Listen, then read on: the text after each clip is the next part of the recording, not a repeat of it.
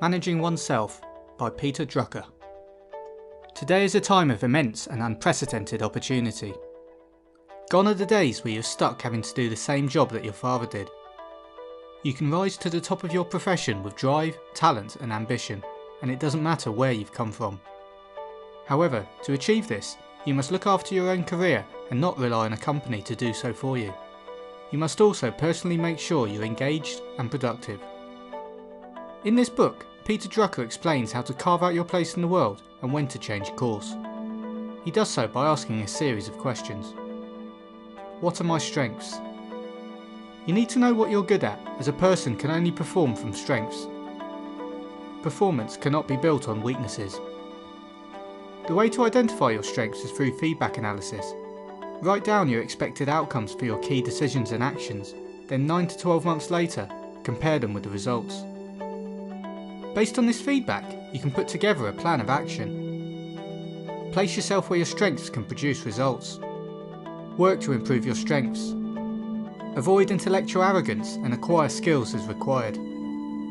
Remedy any bad habits. A weakness may in fact just be a bad habit. For example, a weakness of not being productive could be due to browsing the internet too much. Eliminating that bad habit could remove the weakness. Know what not to do by identifying areas of incompetence and then avoiding them. How do I perform? Drucker defines most people as being either a reader or a listener. President John F. Kennedy was a reader who surrounded himself with a brilliant group of writers who assisted him by writing to him before discussing memos with him in person. Another American president, Franklin D. Roosevelt, was a listener, preferring free-for-all press conferences with no advance warning of the questions, so he could discuss the matter out loud rather than reading and writing. You may learn through reading, writing, doing, listening or talking. The important thing is to always employ the methods that work. Rather than trying to radically change yourself, work harder to improve the way you perform instead. What are my values? When it comes to ethics, Drucker advocates what he calls the mirror test. Ask yourself, what kind of person do I want to see in the mirror in the morning? Your personal value system should also be compatible with that of the company that you work for. Avoid conflicts where your values differ. For example, is the company's emphasis on short-term results or long-term goals, and do they match yours? This is the ultimate test to see if you're compatible with your employer. Where do I belong? Only a small minority know at a young age where they belong.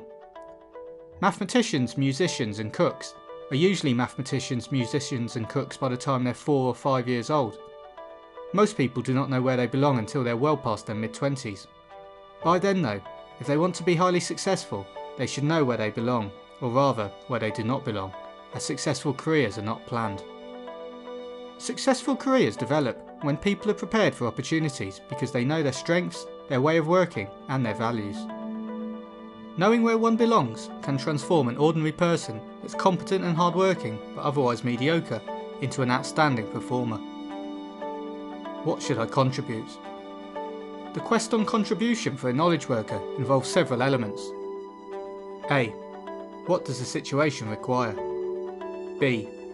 Given my strengths, methods and values, what is the greatest contribution I could make to what needs to be done? C. What results have to be achieved to make a difference? It is rarely possible to look too far ahead in this situation. An 18-month plan should A. Achieve meaningful results and make a difference. B. Set stretched and difficult but reachable goals. C.